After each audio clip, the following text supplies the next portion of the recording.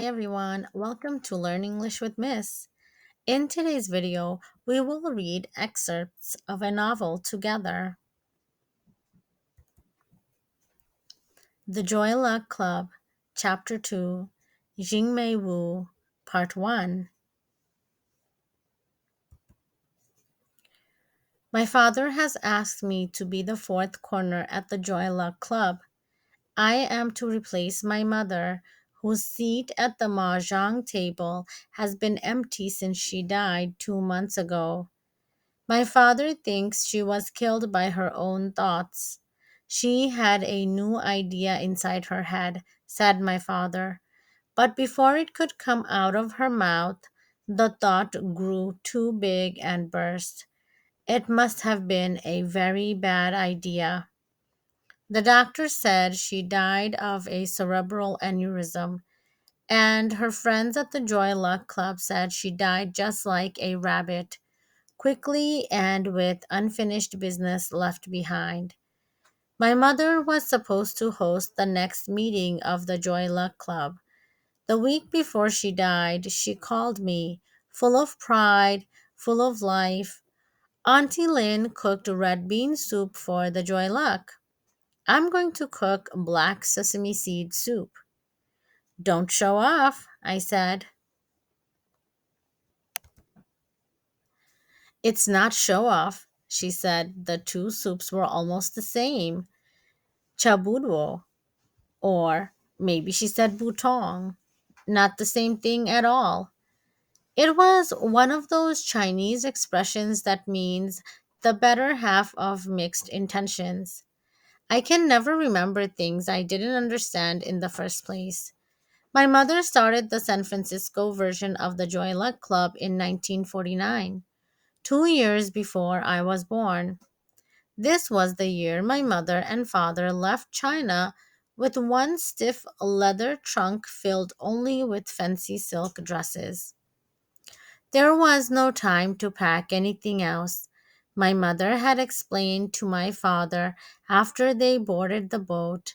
Still, his hands swam frantically between the slippery silks, looking for his cotton shirts and wool pants. When they arrived in San Francisco, my father made her hide those shiny clothes. She wore the same brown checked Chinese dress until the Refugee Welcome Society gave her two hand me down dresses, all too large in sizes for American women.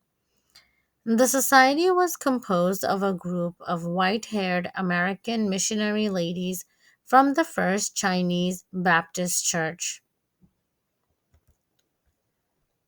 And because of their gifts, my parents could not refuse their invitation to join the church, nor could they ignore the old lady's practical advice to improve their English through Bible study class on Wednesday nights and later through choir practice on Saturday mornings.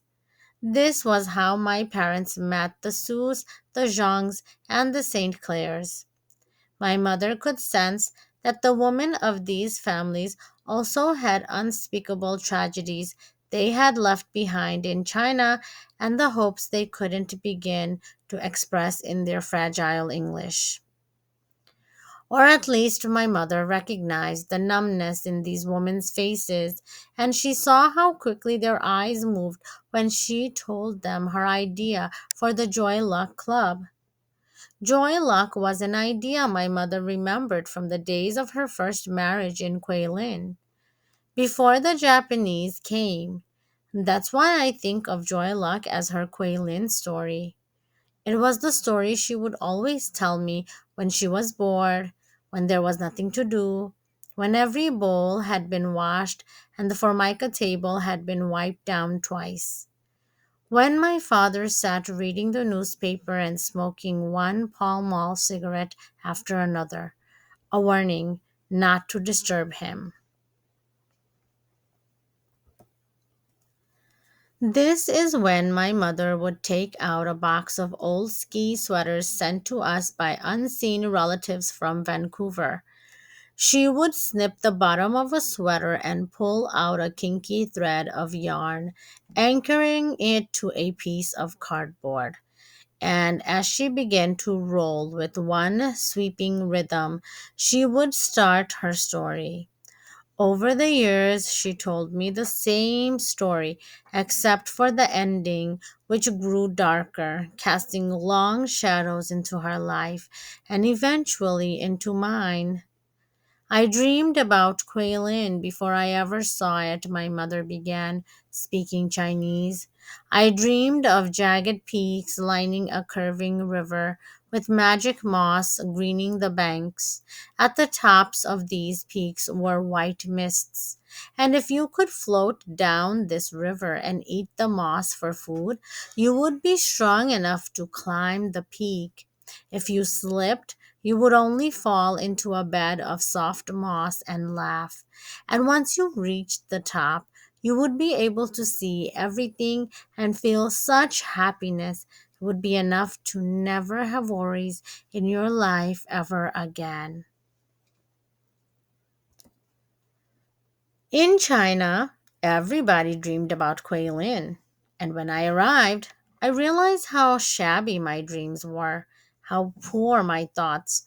When I saw the hills, I laughed and shuddered at the same time. The peaks looked like giant fried fish heads trying to jump out of a vat of oil. Behind each hill, I could see shadows of another fish, and then another, and another. And then the clouds would move just a little, and the hills would suddenly become monstrous elephants marching slowly toward me. Can you see this? And at the root of the hill were secret caves. Inside grew hanging rock gardens in the shapes and colors of cabbage, winter melons, turnips, and onions. These were things so strange and beautiful you can't ever imagine them. But I didn't come to Quailin to see how beautiful it was. The man who was my husband brought me and our two babies to Quailin because he thought we would be safe. He was an officer with the Kuomintang, and after he put us down in a small room in a two-story house, he went off to the northwest to Chongqing. We knew the Japanese were winning, even when the newspapers said they were not. Every day, every hour, thousands of people poured into the city, crowding the sidewalks, looking for places to live. They came from the east, west, north, and south. They were rich and poor, Shanghainese, Cantonese, Northerners, and not just Chinese, but foreigners and missionaries of every religion. And there was, of course, the Kuomintang and their army officers who thought they were top level to everyone else. We were a city of leftovers mixed together. If it hadn't been for the Japanese, there would have been plenty of reason for fighting to break out among these different people. Can you see it? Shanghai people with North Water peasants, bankers with barbers, rickshaw pullers with Burma refugees. Everybody looked down on someone else. It didn't matter that everybody shared the same sidewalk to spit on and suffered the same fast moving diarrhea.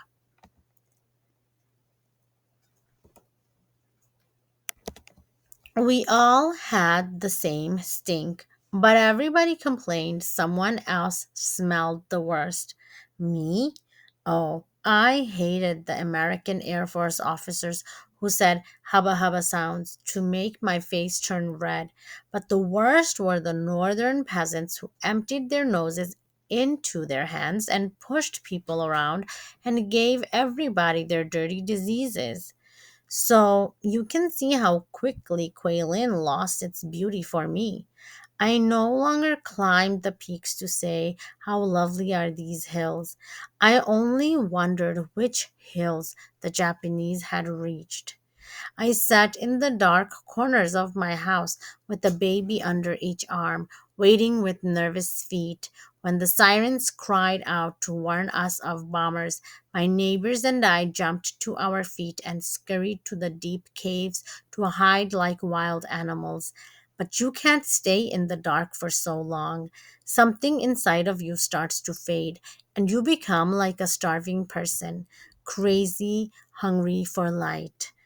Outside, I could hear the bombing boom, boom, and then the sound of raining rocks.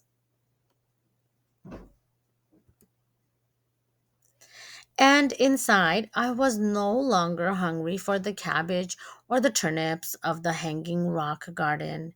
I could only see the dripping bowels of an ancient hill that might collapse on top of me. Can you imagine how it is to want to be neither inside nor outside, to want to be nowhere and disappear? So, when the bombing sounds grew farther away, we would come back out like newborn kittens, scratching our way back to the city. And always, I would be amazed to find the hills against the burning sky had not been torn apart. I thought up Joy Luck Club on a summer night that was so hot, even the moths fainted to the ground. Their wings were so heavy with the damp heat.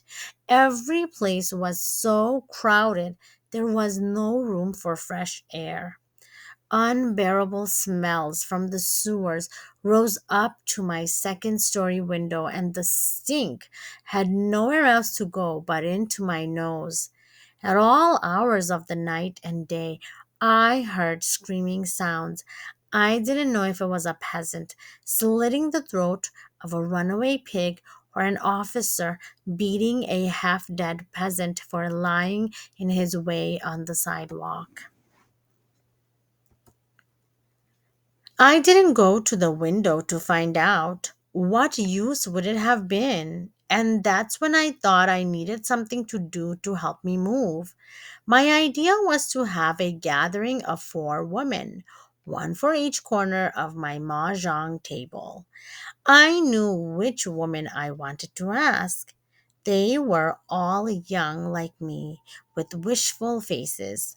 One was an army officer's wife like myself, another was a girl with very fine manners from a rich family in Shanghai.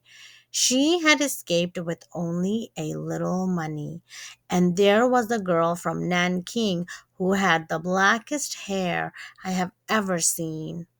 She came from a low class family, but she was pretty and pleasant and had married well to an old man who died and left her with a better life.